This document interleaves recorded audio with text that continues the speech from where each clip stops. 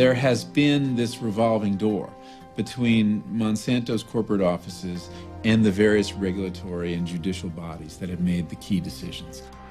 Justice Clarence Thomas was a Monsanto attorney. That wouldn't be such a big deal if it weren't for one court case that really decided this whole seed saving issue. Justice Clarence Thomas wrote the majority opinion in a case that allowed these companies to prevent farmers from saving their own seed. Monsanto had very close ties to the Bush administration and the Clinton administration. And this goes to why we haven't had much political debate over this radical change to our food system.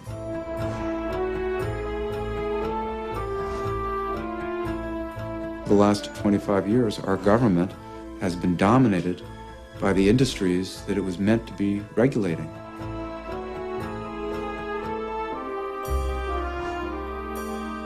The challenge is sometimes you have people with expertise in industry that may turn out to be really good regulators. It's really about what interests they decide to represent.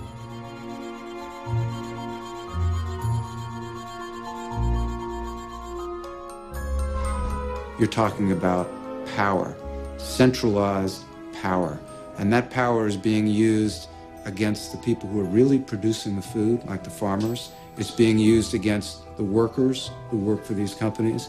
And it's being used against consumers who are deliberately being kept in the dark about what they're eating, where it comes from, and what it's doing to their bodies.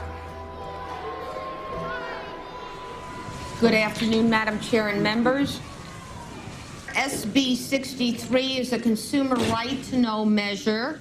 It simply requires that all foods that are cloned must be labeled as cloned foods. These cloned animals are a fundamentally new thing, but I find it incredible that the FDA not only wants to allow the sale of meat from cloned animals without further research, but also wants to allow the sale of this meat without any labeling. Other witnesses in opposition, please.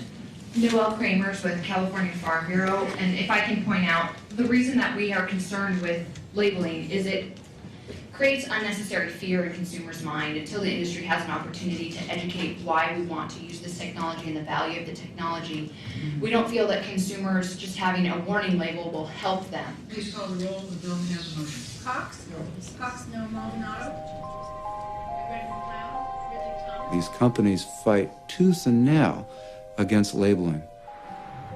The fast food industry fought against giving you the calorie information. They fought against telling you if there's trans fat in their food. The meatpacking industry for years prevented country of origin labeling. They fought not to label genetically modified foods. And now 70% of processed food in the supermarket has some genetically modified ingredient. I think it's one of the most important battles for consumers to fight is the right to know what's in their food and how it was grown. Not only do they not want you to know what's in it, they have managed to make